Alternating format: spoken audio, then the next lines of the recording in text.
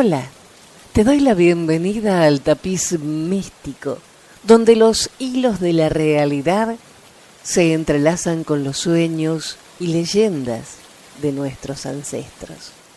Soy Jenny de Bernardo y esto es Mitos y Leyendas de América, el espacio donde la voz de las antiguas civilizaciones resuena en el eco de nuestras historias. Hoy, bajo el manto gris de nubes que presagian el vital líquido, exploramos las sagradas narrativas sobre la lluvia y su origen, según las distintas culturas de nuestro vasto continente, desde los picos de Alaska hasta en las tierras fueguinas de Tierra del Fuego.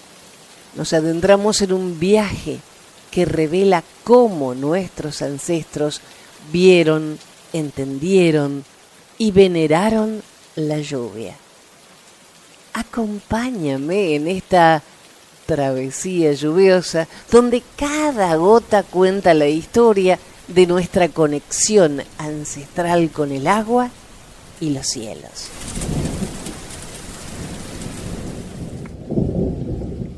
En la mitología maya, Chaac es el dios de la lluvia, el trueno y los relámpagos. Se le solía representar con una serpiente en una mano y un hacha en la otra, simbolizando el trueno y la lluvia.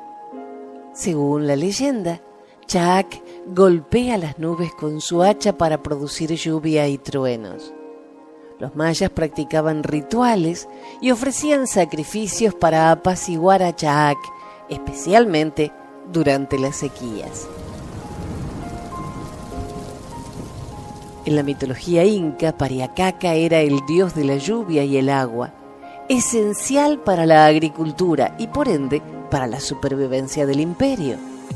Se cuenta que Pariacaca se transformó de un halcón en un hombre y en su forma humana realizó varios milagros como crear manantiales de agua y controlar las lluvias, demostrando su poder y benevolencia hacia el pueblo inca. Los taínos, habitantes de las Antillas, adoraban a Boinayel, el dios de la lluvia. Boinayel y su hermano Narohu eran responsables del clima, mientras Boinayel traía la lluvia necesaria para la fertilidad de la tierra. Marohu se encargaba de los días soleados. Los taínos realizaban ceremonias para honrar a estos dioses y asegurar el equilibrio necesario para sus cosechas. Para los mapuches del sur de Argentina y Chile, los pillanes y las guangulén, espíritus de los volcanes y las estrellas respectivamente, influyen en el clima. Los pillanes, poderosos espíritus masculinos asociados con los volcanes, pueden enviar lluvia para apoyar a su pueblo. A través de rituales, los mapuches buscan la armonía con estos seres para asegurar buen tiempo y protección contra desastres naturales. Entre varias tribus indígenas de Norteamérica, la danza de la lluvia es un ritual importante para invocar la lluvia durante periodos de sequía. Estas danzas incluyen cánticos, tambores y movimientos que imitan el flujo del agua, simbolizando la petición a los espíritus para que traigan lluvia a la tierra. Cada tribu tiene su propia versión de la danza, reflejando su cultura y tradiciones únicas.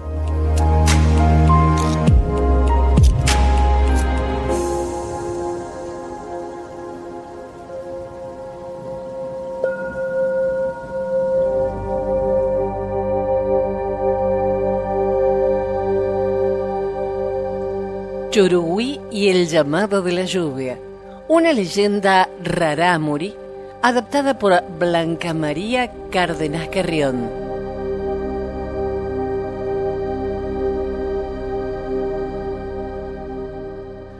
A su corta edad, Churugüí ya sabía que cantar era la actividad que más disfrutaba. Cantaba y cantaba por la mañana y por las noches, en compañía de sus hermanos o él solo. El gorjeo de Churugüí era hermoso y se advertía por toda la Sierra Tarahumara. El sonido viajaba kilómetros hacia los barrancos más profundos, rebotando en las cuevas y regresando a lo alto de las montañas. A Rayenari, el sol, le complacía escucharlo. Como buen gorrión que era, Churugüí se sabía a la perfección todos los cantos que los abuelos pájaros habían creado.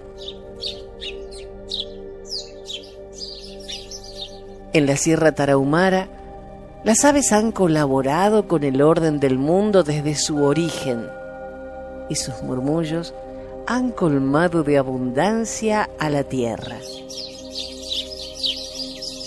Nuestros antepasados, los Añayáhuari, contaban que hace mucho tiempo el mundo era plano y húmedo. No había cerros ni lomas, por lo que era difícil que el agua corriera. Al contrario, el agua se estancaba cuando llovía o se filtraba en el suelo. Entonces, según se cuenta, un colibrí de pecho azul, el gran Simuchí, más rápido y valiente que los halcones, decidió volar a gran velocidad y con su afilado pico comenzó a rayar la superficie de la tierra, perforando lo que hoy vemos como arroyos y barrancas. De todas las historias y antiguas melodías que resuenan desde tiempos ancestrales, a Churugüí le gustaba una en particular: el llamado de la lluvia. ¡Ah! ¡Qué hermoso es cantar mientras los árboles y los campos reverdecen! El cielo se cubre de nubes, el rocío arropa a la tierra y la gente rarámuri se pone feliz, decía Churugüí con la voz de un soñador. «Cuidado», advirtió su abuela Cagüí al escuchar las románticas declaraciones de la pequeña ave. El llamado de la lluvia es un canto poderoso que solo debe entonarse cuando la gente rarámuri ha terminado de sembrar y cuando la serpiente de agua que nutre a los manantiales se siente débil y cansada de tanto trabajar. Churugüí tenía mucho que aprender todavía, pues él cantaba cualquier cosa sin pensar. Recitaba melodías dedicadas a los conejos, al bosque, al cielo, pero su impaciencia de juventud debía templarse. Es importante escuchar a la tierra, al viento, al sol y a todos los demás habitantes alrededor, sabiendo que no se debe clamar la presencia de Bagüí, el agua, solo por capricho. Si llamas a la lluvia antes de tiempo, el agua se desperdiciará y generará torbellinos, insistió la abuela Cagüí. Hace tiempo, en Norogachi, llegó un torbellino que, enojado por ver a la gente tan borracha, se robó a la serpiente de agua del manantial. Todos vieron cómo el torbellino y la serpiente se iban abrazados por el cielo sin volver jamás. Al escuchar con atención las sabias palabras de Cagüí, Churugüí sintió miedo de cometer un error, provocar malas cosechas o, peor aún, dejar a alguna ranchería sin agua para siempre. ¿Cómo reconocer el momento correcto para cantar? Churugüí cayó durante varios días sin saber qué hacer, hasta que una tarde el viento trajo a sus oídos una hermosa combinación de sonidos y silencios. No era un ave. Churugüí voló un poco para ver de qué se trataba. Llegó a lo alto de un mezquite, se detuvo y observó. Un hombre hacía sonar una sonaja y marcaba una cadencia que era seguida por el violín y por los capullos secos de mariposa colocadas en los tobillos de 3 danzantes. Churubí escuchaba con atención y no comprendía por qué o cómo este conjunto producía una música que, sin conocerla o poder replicarla, lo motivaba a cantar. La gente rarámuri había terminado de sembrar y ahora celebraba un yumari para pedir salud, comida y vida. Esa era la señal que Churubí esperaba. Hacía calor y era tiempo de que las plantas comenzaran a crecer. Había que acompañar al violín y entonar el llamado de la lluvia. Churubí aprendió que la música del yumari ayuda a las aves a saber que ha llegado el momento de cantar con más fuerza que nunca y llamar a Bagüí con su mejor gorjeo durante las mañanas y por las noches, en compañía de sus hermanos o solos, hasta que empiece a llover.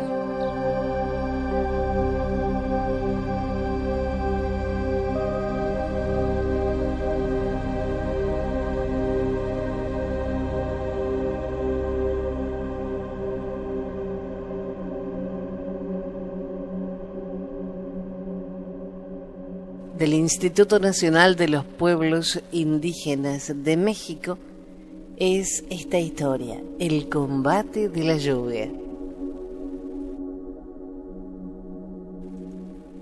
En un inicio, la vida era muy distinta. Había abundancia y bienestar. No existían los conflictos ni las enfermedades. Dioses y hombres se respetaban y las deidades otorgaban un poco más de lo necesario a cambio de la valoración, el agradecimiento y el cuidado de la tierra, pues esta es la máxima creación, el hogar del hombre y a la vez la que le provee alimentación. Sin embargo, el tiempo pasó y las tradiciones del hombre se perdieron, olvidando su misión. Y poco a poco se murió el respeto. Derramaban el agua, agotaron la tierra, devoraron animales y comenzaron a pelear entre ellos. Cuando el dios Tlaloc se percató, se decepcionó tanto que los castigó arrebatándoles las lluvias y mandando hambre a la gente del pueblo para alimentar con ellos a la muerte.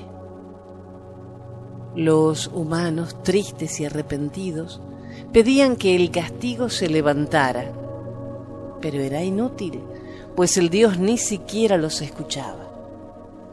Así que decidieron mandar al hombre más intrépido y fuerte de ellos, junto con la mujer más inteligente y valiente del pueblo, hasta Tonacatepetl, el cerro paradisíaco donde vive Tlaloc.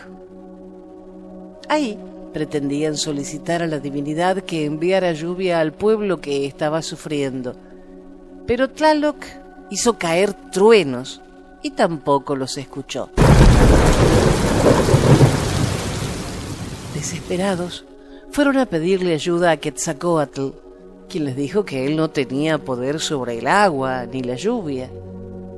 Conmovido, los convirtió en nahuales, dándoles cualidades físicas y mentales para transformarse en 2 majestuosos jaguares. Regresaron al fértil cerro con la intención de entrar a escondidas a la casa del dios y tomar en costales un poco de maíz, cacao, calabaza y frijol. Cuando llegaron a la entrada, se encontraron con unos niños tlaloques, ayudantes y servidores de Tlaloc, por lo que acordaron que uno de ellos los distraería mientras el otro entraba por la comida. Así fue que el muchacho, transformándose en humano, pudo meter en los costales suficiente alimento para sobrevivir por un tiempo. Pero, cuando estaban por descender la enorme colina, se escucharon de nuevo los truenos y los rayos.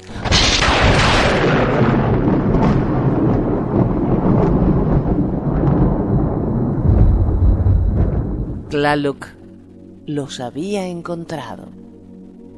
Les vociferó que eran unos tontos por ayudar a su pueblo, pues había comprendido que los humanos tienen muy mala memoria y olvidan hasta el acto más noble. Así que como castigo, los condenó a ser jaguares para siempre. Después de lo dicho, los jaguares empezaron a descender a toda velocidad por la ladera. Tlaloc, furioso, intentó alcanzarlos, pero corrieron tan estrepitosamente que cuando llegaron con los hombres, se dieron cuenta de que el gran señor ya no los seguía. Sin embargo, los costales se habían roto y no quedaba ni una sola semilla. Hambrientos, frustrados y enojados, empezaron a discutir entre ellos, reprochándose toda clase de cosas, hasta el punto en que empezaron a pelear violentamente.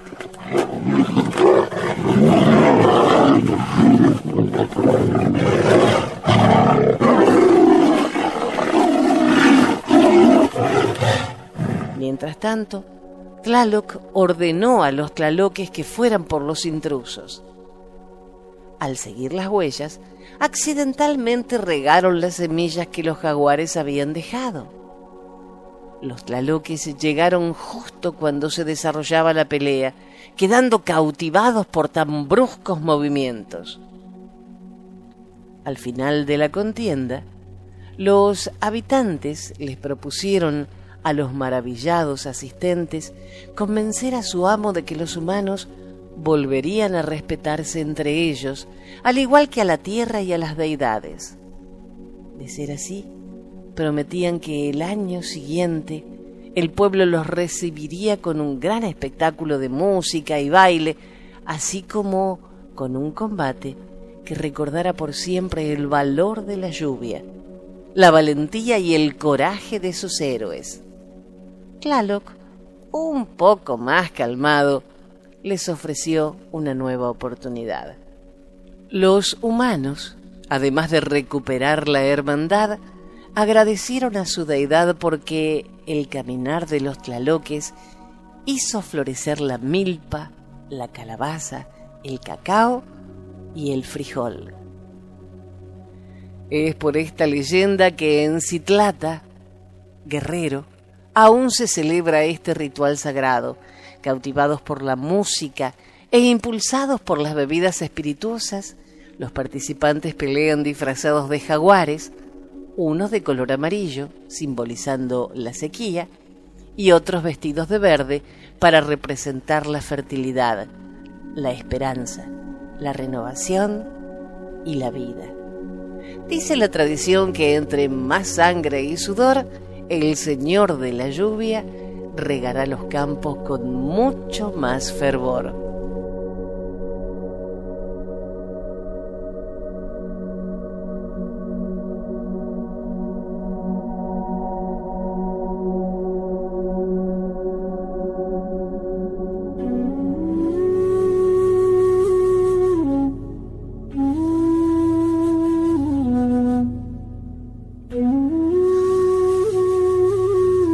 Abuela Grillo trae la lluvia, adaptación de una leyenda del pueblo ayoreo de Bolivia, extraída del Instituto Mexicano de Tecnología del Agua.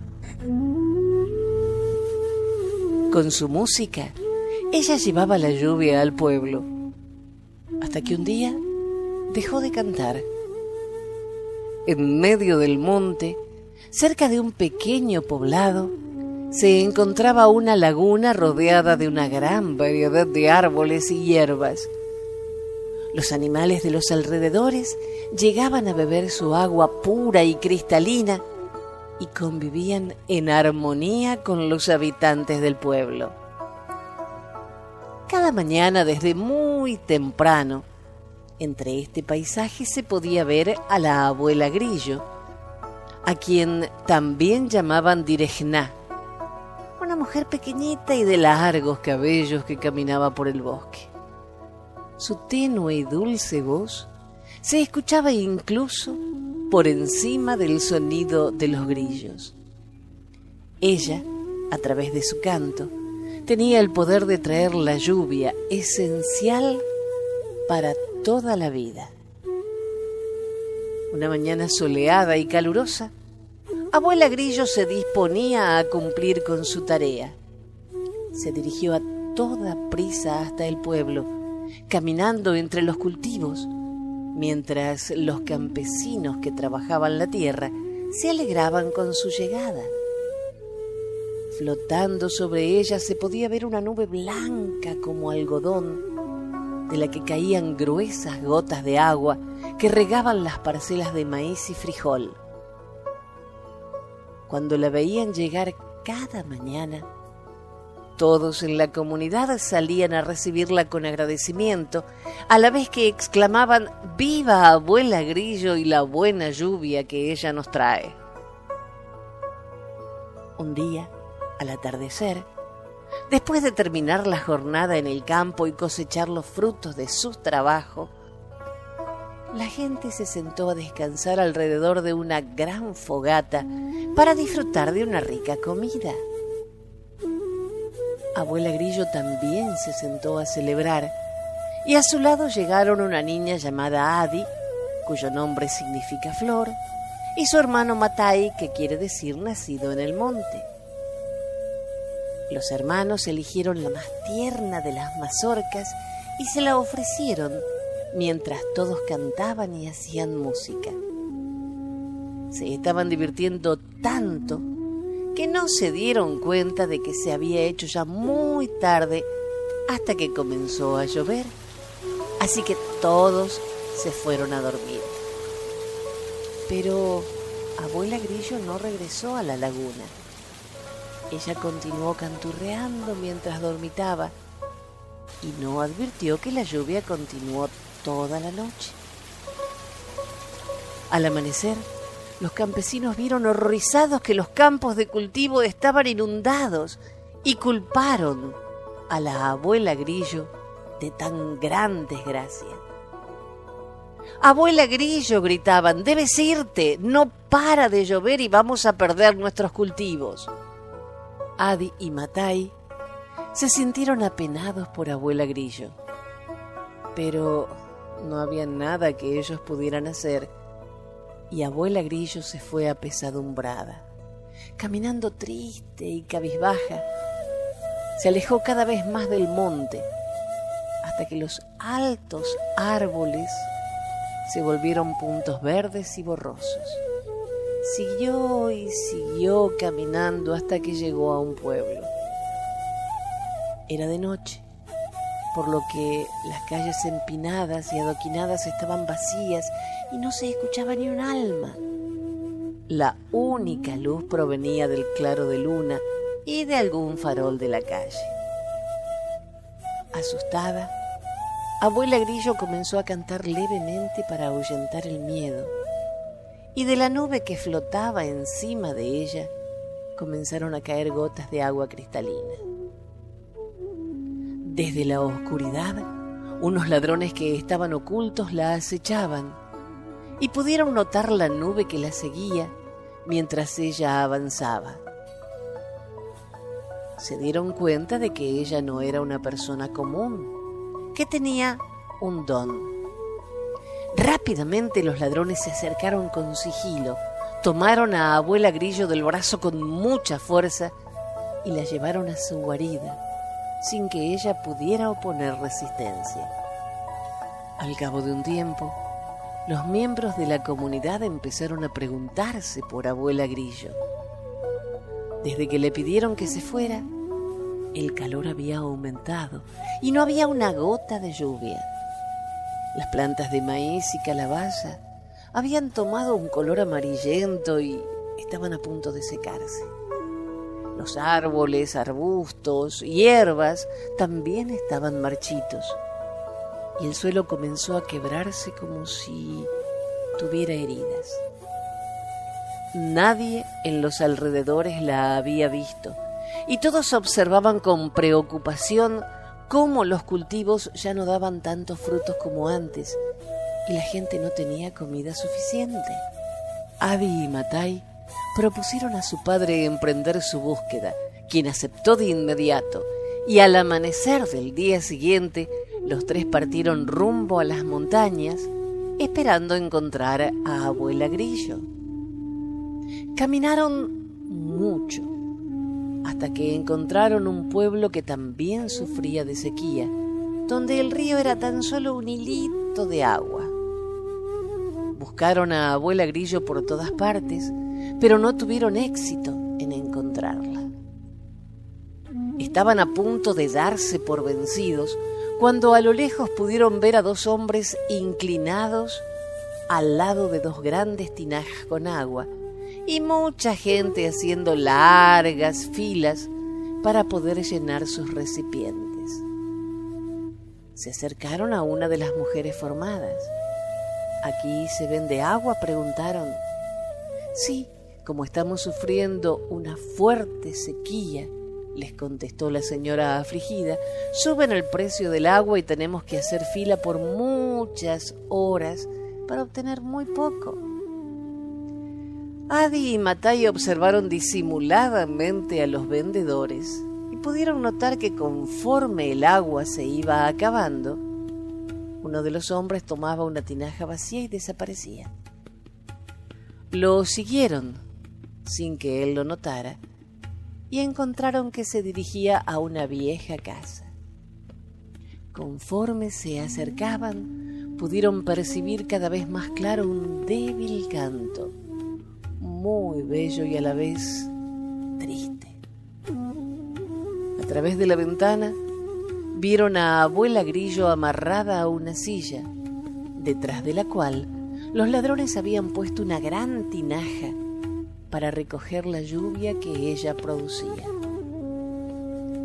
Sin que los hombres se percataran, los niños y su padre corrieron hacia ella para abrazarla y liberarla. Ella los reconoció y no pudo hacer más que soltar una lágrima. La pobre señora había estado amarrada a una silla, obligada a cantar día y noche para llenar las grandes tinajas que recogían la lluvia que ella producía, y los desalmados rufianes llevaban el agua para venderla a los habitantes de ese pueblo. Explicaron lo sucedido a los habitantes del lugar y la gente enfurecida echó a aquellos hombres del pueblo, mientras Abuela Grillo cantaba alegre y comenzaba a caer una lluvia cristalina. Después de una gran fiesta, regresaron a la comunidad del monte, donde los recibieron con mucha alegría.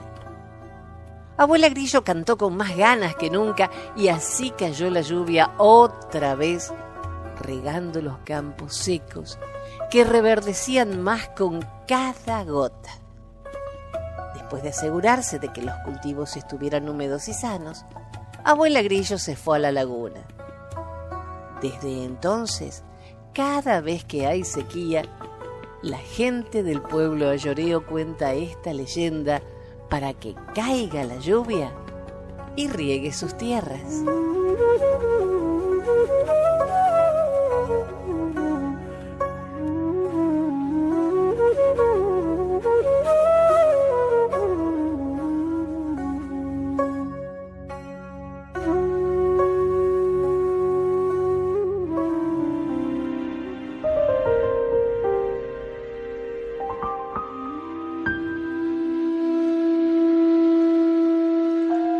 En tiempos antiguos, la lluvia existía solo donde vivían los dioses. Las personas necesitaban de la lluvia para sembrar, y por ello se reunieron para pensar y ponerse de acuerdo sobre cómo traer la lluvia a sus tierras. Luego dijeron: enviaremos a alguien para que vaya con los dioses y los convenza de que nos manden la lluvia. Entonces pensaron a quién enviar para esta tarea y eligieron a la tortuga. Fue la tortuga donde vivían los dioses y les pidió que mandaran la lluvia para los hombres para que pudieran sembrar. Los dioses le respondieron: no hay problema. Lo único que deberás hacer es mostrarle el camino a la lluvia. Pero la lluvia puso una condición y dijo: llegaré hasta donde te alcance, tortuga. Ya que se hicieron los acuerdos, los dioses permitieron que la tortuga se llevara la lluvia. La tortuga, muy contenta, exclamó: ahora podré llevar la lluvia hasta donde están los hombres. La lluvia sabía que la tortuga caminaba muy lentamente. Por eso le dijo: te daré un poco de ventaja, luego te alcanzo.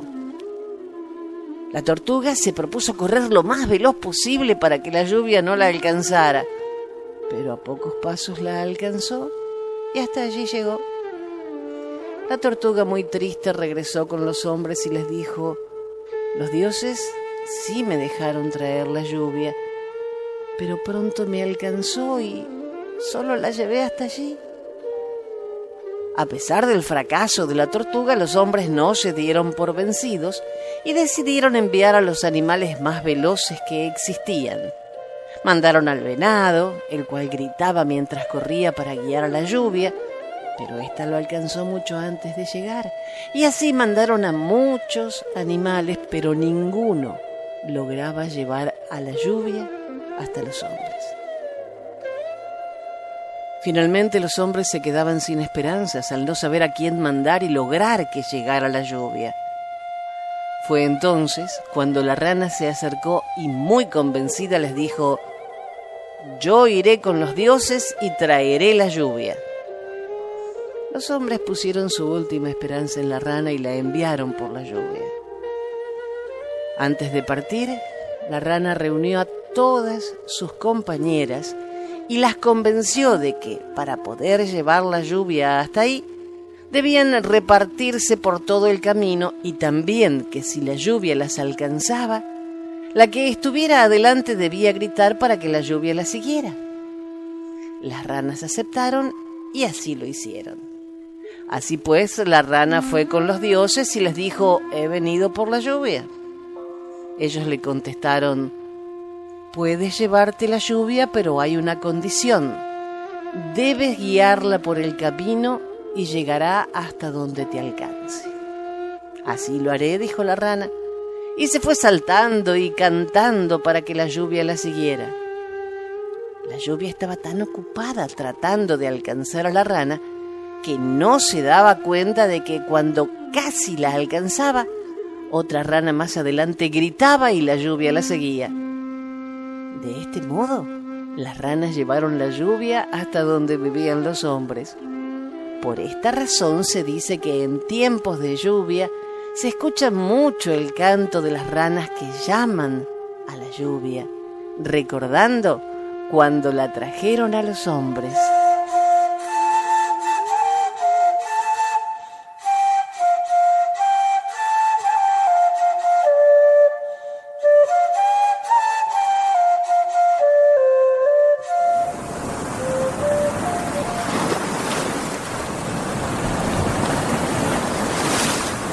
El murmullo de la lluvia sobre la tierra marca el fin de nuestro viaje de hoy, pero solo es el comienzo de nuestra comprensión y aprecio por las historias que han nutrido el alma de nuestro continente. Desde Chaaca hasta Pariacaca, desde Boinayel hasta las ceremonias de danzas de la lluvia, cada leyenda es un recordatorio de nuestro vínculo eterno con la naturaleza. Gracias por acompañarme. Que las historias de hoy fertilicen tu mente y tu corazón como la lluvia lo hace con nuestra madre tierra. Hasta la próxima, donde otros mitos nos esperan para revelarnos sus secretos ancestrales. ¡Chao!